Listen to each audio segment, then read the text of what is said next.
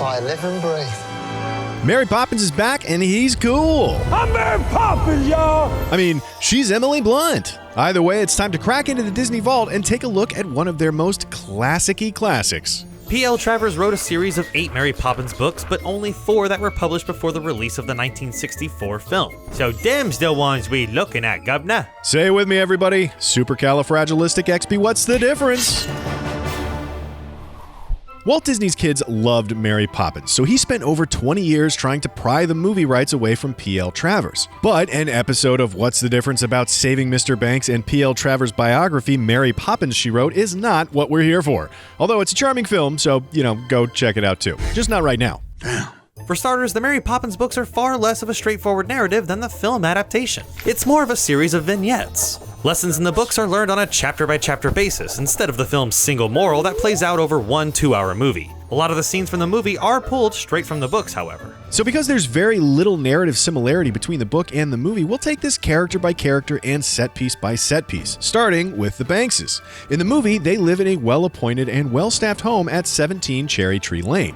In just a few quick musical numbers, we see that Mrs. Banks is a committed but sweet and ditzy suffragette, Mr. Banks is an aloof financier, super orderly and king of his domain, and the children, Michael and Jane, are uncontrollable and currently missing, leading to their nanny, Katie Nana, taking a hike. The book Bankses also live at 17 Cherry Tree Lane, but it's the smallest house on the block.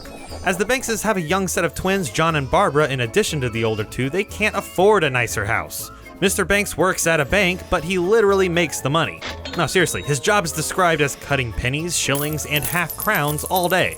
It's Mrs. Banks that's the hard ass. She's the one that demands a more strict nanny and writes advertisements in the papers looking for a real Nanny McMeany face. When we get to Mary Poppins' arrival in the movie, a line of nannies are waiting outside to interview until they're literally blown away by the wind, something that, frankly, they should have been a little more freaked out by. After Mary Poppins arrives gently on the wind, the interview with the Banks family goes largely the same way. The book's version just has Mrs. Banks interviewing the nanny. The key difference is the children's letter describing their ideal nanny that Mr. Banks had thrown into the fireplace.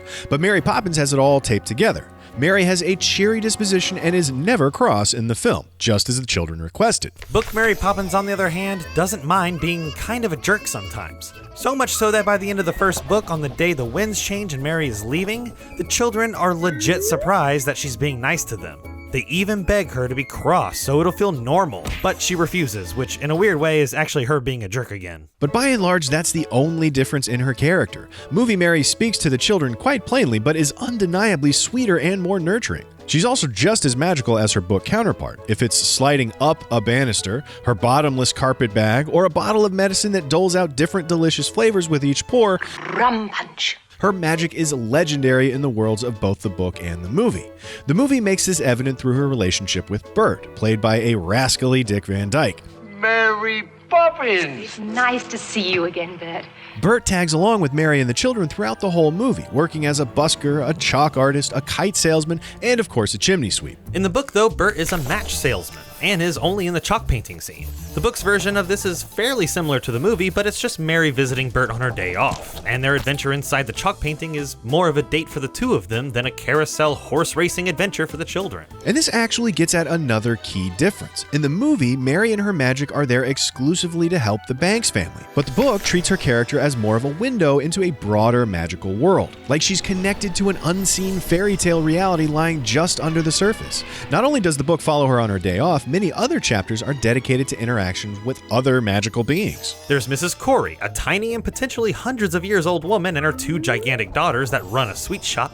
Delicious. There's a young girl who actually is a star in the Taurus constellation. Oh, it says Twinkle Star. There's a cow that Mary's mother knew who once caught a falling star on her horn and could not stop dancing. La-da-dee, la-da-da. Then there's the night that they visit the zoo and all the animals are out and speaking while the people are in cages. It can talk. There's also a whole chapter about a magical compass that takes them around the world. A little device that Michael tries to claim as his own, but Mary plays the legit childish, "Nuh-uh, I saw it first" card because seriously, guys, she's kind of a jerk. The movie works some of these things in, but it never quite veers away from Mary being the magical one. It gets closest during the tea party on the ceiling with Uncle Albert, a scene that's more or less the same as it is in the book.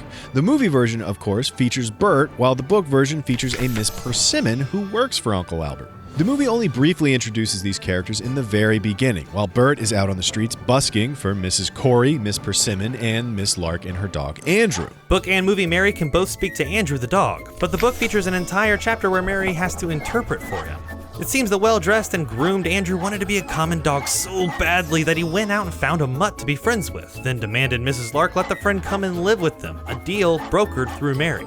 There's another chapter of the book where the infant Banks twins speak quite plainly to Mary. They speak to a starling and even the sunshine because they're too young to think that they can't. Stupid kids. The chapter follows the twins and their friendship with the starling through their first birthday, when they suddenly forget how to speak to the world to which Mary Poppins is in tune. The movie, however, remains focused on the Banks children and their relationship with their father.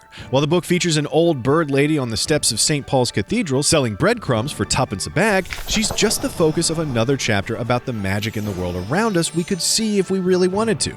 The book does not use tuppence as the sole reason for Mr. Banks being fired and subsequently learning to appreciate the small things in life. By the time we get to the end of the movie and Mr. Banks is all about flying kites, Mary's job is done. She's reconnected the Banks family, the winds have changed, and it's time for her to go. The book's ending, though, is not so clean.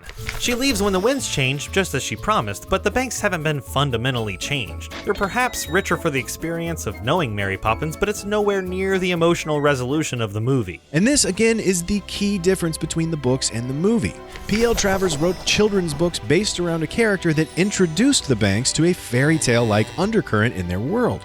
The movie, though, treats Mary Poppins like the source of the magic that ultimately brings a family back together. Tragically, the one thing that the book and movie have in common is that we never find out the name of that other leg. A wooden leg named Smith.